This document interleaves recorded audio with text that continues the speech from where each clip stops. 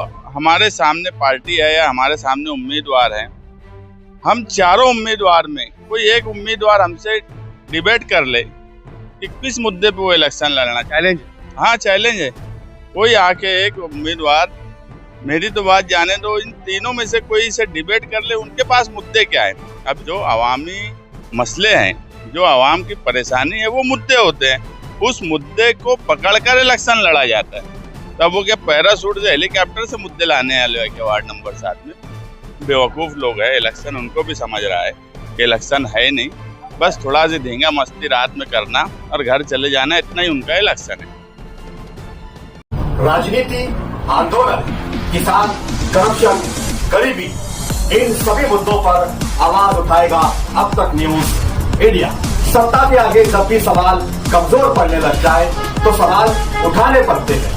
बोल के लफ्ज आजाद है तेरे, बोल के सच जिंदा है अब तक।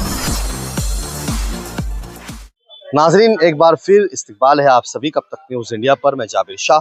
इस वक्त हम मौजूद हैं मालेगांव शहर के वार्ड क्रमांक 7 के सर्वे नंबर 57 नया इस्लामपुरा में, जहां पर door to door campaigning Samajwadi party की ओर से, जैसा हमने कल आपको दिखाया था कि सर्वे नंबर 57 से पहले सर्वे नंबर 56 में कैंपेन की गई थी। डोर टू डोर वोट मांगने का जो एक संवैधानिक अधिकार है, उसको निभाते हुए यहाँ उम्मीदवार डोर टू डोर जा रहे हैं, लोगों से मिल रहे हैं और उन्हें वोट देने की अपील कर रहे हैं। हम भी आपसे अपील करेंगे कि आप इस मालेगांव महानगर पालिका के होने वाले इलेक्शन में भरपूर वोट कीजिए। आप जिसे चाहते हैं, जिसे पसंद करते हैं, उसे वोट कीजिए। इस वक्त हम कैंपेनिंग को कवरेज कर रहे हैं और आपको दिखा सकते हैं कि किस तरीके से पीछे इस इलाके के चारों उम्मीदवार जमील शेख, मुस्तकीम डिग्नेटी, हुसैन अंसारी और अब्दुल बाकी, ये चारों उम्मीदवार आपको डोर टू डोर कैंपेनिंग करते हुए दिखाई दे रहे होंगे। लोगों के बीच, उनके घरों तक जाते हुए दिखाई दे रहे होंगे।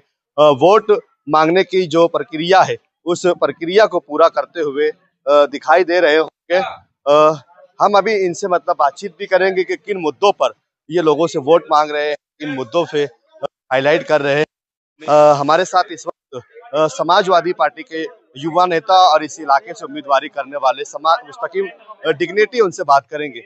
मुस्तकीम भाई, क्या कैंपेनिंग है और किस तरीके से आप सर्वे नंबर 57 की जो कैंपेनिंग, क्या रिस्पॉन्स है? देखो, सर्वे नंबर 57 हमेशा से एक बड़ी तादाद यहाँ निहाल साहब के मानने वालों की रही है और हमको आज भी यहाँ पर भरोसा है कि आने वाले कारपोरेशन के इलेक्शन में वार्ड नंबर 7 बहुत मुत्तहिद होकर, क्योंकि वार्ड नंबर 7 में हमेशा से निहाल साहब की पार्टी, रशीद साहब की पार्टी, इनके दरमियान ही मुकाबला हुआ करता था। अब ये दोनों का इत्तेहाद होना मतलब वार्ड नंबर 7 की तमाम वोटर्स और आवाम का इत्तेहाद मानते हैं और हमको कहीं ना कहीं हर महल्ले में, मदीनाबाद से लेकर गोंडबाड़ा, अशरफी नगर, मर्चेंट नगर, अवामी नगर, तुम्हारा गणेश नगर, नंदन नगर, सर्वे नंबर 56, 57, नया इस्लामपुरा, साबान नगर, मालेगांव सैजिंग के इतराफ का हिस्सा, निषाद स्कूल के पीछे का हिस्सा, हजार खोली का हिस्सा, हमको ये बात महसूस हो रही है कि जब हम डोर टू डोर जा रहे हैं, यार यहाँ पर जो निहाल साहब के मानने वाले लोग हैं और जो रशीद साहब के मानने वाले लोग हैं, वो इकट्ठा और इत्तेहाद उन्होंने भी कर लिया है, जैसे हमने इत्तेहाद किया है। और मुश्तरका वोटिंग इस मर्तबा वार्ड नंबर 7 में होंगी। हमारे 4 उम्मीदवार हैं। अब्दुल भाई राशन वाले जो हैं, उनके ताल्लुक से तो पूरे वार्ड में एक मैसेज है कि वो हमेशा काम करने वाले कारपोरेटर रहे हैं। पिछले 10 साल से वो इस हिस्से में काम कर रहे हैं और उनका अपना एक हल्का है, एक असर है। हमारे जमील भाई हैं, जमील सेठ, उनका अपना 3-4 महीने में जो कोशिश की है, वो काफ़ी पॉजिटिव कोशिश है। ऐसा लगता है कि उन्होंने एक नौजवानों में और एतराफ़ में एक अपना अच्छा खुद का एक हल्का बनाया है। और चौथे उम्मीदवार जो है हुसैन बहन है, हुसैन अंसारी का भी काम काज जो है वो सबके सामने है और जहाँ भी हम लोग जा रहे हैं तो कहीं ना कहीं उनके जो पेपर वर्क और जो काम काज है उसके ताल्लुक से लोग बोल रहे हैं। तो हमको तो ऐसा लगता है कि वार्ड नंबर 7 जो है वो बहुत मुत्तहिद होकर इस मर्तबा वोट देने वाला है। 2 दिनों से ये बात आ रही है कि जो समीकरण समाजवादी पार्टी का बना हुआ था वो कहीं ना कहीं टूटता हुआ, कमजोर होता हुआ दिखाई दे रहा है।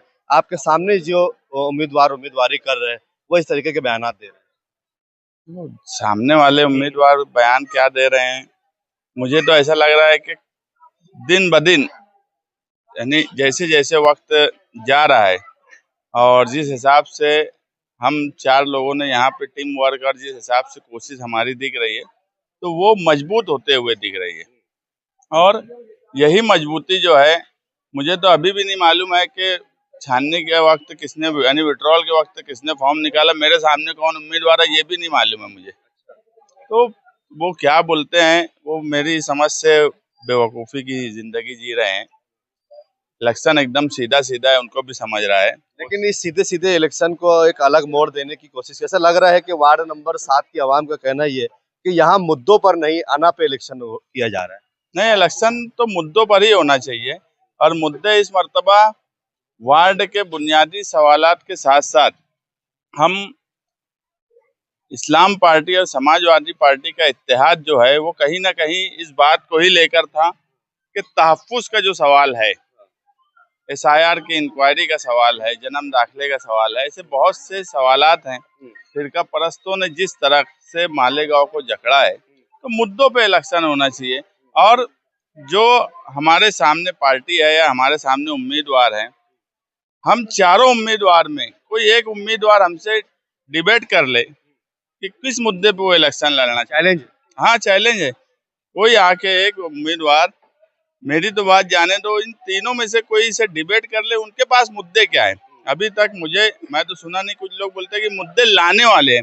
अरे इलेक्शन को 10 दिन बचा है, मुद्दे लाए नहीं जाते और ऐसे लाएंगे मुद्दे इलेक्शन में अवाम के जो सवालात हैं, अवाम के जो मसले हैं, वो मुद्दे रहते। मुद्दे मैं नहीं ला सकता, मुद्दा कोई लीडर नहीं ला सकता। जो अवामी मसले हैं, जो अवाम की परेशानी है, वो मुद्दे होते हैं। उस मुद्दे को पकड़कर इलेक्शन लड़ा जाता है। तब वो क्या पैराशूट से हेलीकॉप्टर से मुद्दे लाने वाले हैं क्या वार्ड नंबर 7 में?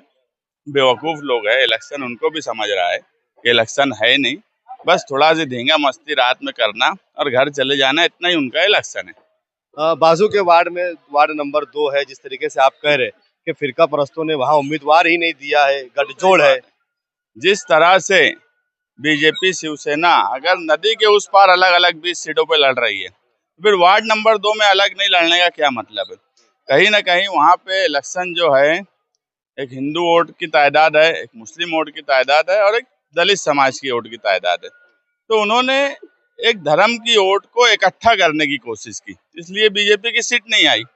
अगर ये लोग इस तरह की सोच रख सकते हैं और उसको अमली तौर पर उस पर अमल कर सकते हैं, तो फिर हम क्यों उस पर अमल नहीं करेंगे? हम भी उस पर अमल करेंगे। हम भी फिर बोलेंगे कि यार जो मसले हैं, क्योंकि परेशान मुसलमानों को किया जा रहा है।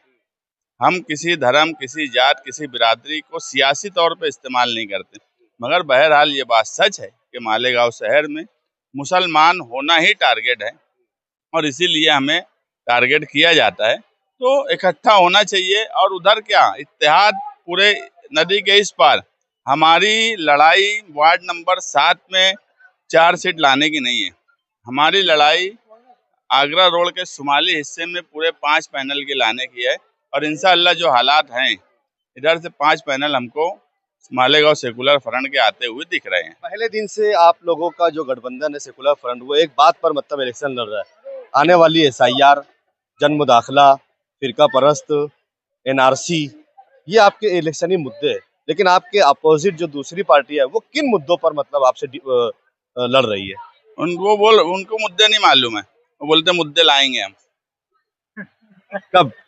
अब वो तो उनसे पूछो ना कब, ये तो वो बोलेंगे ना कब लाएंगे। वो बस इतना ही बोल रहे मुद्दे लाएंगे हम, देखते जब लाएंगे। मैं बोला मुद्दे होते नहीं उनके पास। अगर मुद्दे क्या है फिर, किस पर लड़ रहे हो, किस चीज पर लड़ रहे हैं? अरे वो कुछ नहीं, उनको कुछ भी नहीं। इलेक्शन, सच बात यह है, इलेक्शन उनके हाथ से निकल चुका है। चलिए, ये थे हमारे साथ में मुस्तकीम डिग्नेटी, इस इलाके से उम्मीदवारी भी कर रहे हैं, समाजवादी के युवा नेता भी है, और उन्होंने कहा है कि हमारे सामने जो उम्मीदवार है उनके हाथ से इलेक्शन निकल चुका है और यहाँ पर नहीं बल्कि हम शुमाली हिस्से में, पूरे इलाके में, आगरा रोड के इस पार 5 पैनल है और पांचों पैनल पर हम जीत हासिल करेंगे और 20 की 20 सीटें पर हमारा कब्जा होगा। और फिरका परस्तों को लेकर भी उन्होंने बयान दिया कि जिस तरीके से नदिया के उस पार समाजवादी पार्टी नहीं है, दूसरी पार्टियां नहीं है, लेकिन वहां मुकाबला सीधा सीधा बीजेपी और सेना के बीच में चल रहा है, तो फिर दयाना इलाका जहां पर हिंदू वोट एक बड़ी अक्सरियत में है, फिर वहां गठबंधन और जोड़ किस तरीके से किया जा रहा है, ये एक साजिश है, प्लानिंग है। और यही हम कह रहे हैं कि ये फिरका परस्तों के साथ गठबंधन हुआ है। अब ये तो आने वाले रिजल्ट ही बताएंगे कि किसका गठबंधन किससे हुआ है और फिरका परस्तों पर कौन भारी पड़ता है। आगरा रोड के इस पार की शुमाली हिस्से पर 20 सीटों पर किसका होगा कब्जा, देखते रहिए अब तक न्यूज इंडिया जाबिर शाह के साथ।